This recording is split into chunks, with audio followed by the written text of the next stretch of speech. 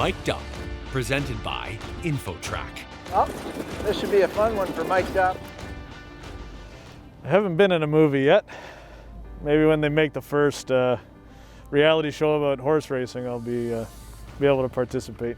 I only like to tell them if there's something that they wouldn't see in the program, you know what I mean? If a horse trained, you know, better than usual, or you made some changes and you think they're really going to be better, or you know, sometimes I have a preference as to how I like them driven, and if it's their first time, I'll tell them kind of what to do. Better be Donna. You have to wake her up a little bit, warming up in the post parade and going to the gate, but she usually fires out of there pretty good. Her best races are when she's near the front, in a stalking position, first over, but not on the front. She's terrible on the front. IVANA FLYBYE, she's kind of similar. She maybe doesn't have as much gate speed, but she needs to be close, you know, in that last quarter mile.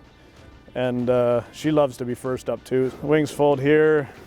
Yeah, James got Don out of there pretty good. Looks like it's, yeah, we might end up getting away third here, which isn't bad. She comes a late first over. She doesn't mind that at all. She's really revved up tonight.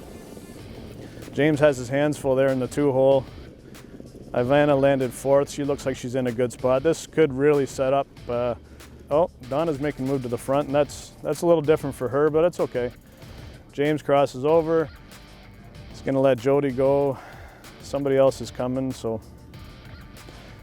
To me, this isn't best case scenario, but IVANA is good on the front.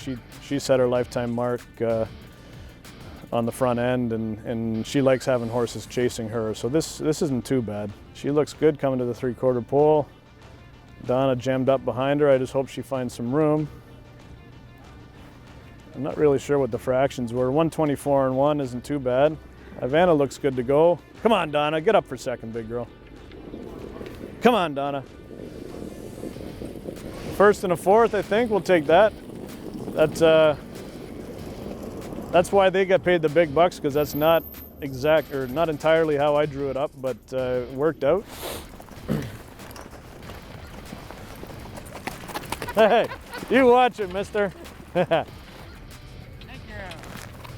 The key in the winner's circle is to stand on a bit of an angle and suck in, and then you don't look as wide and you don't look as big.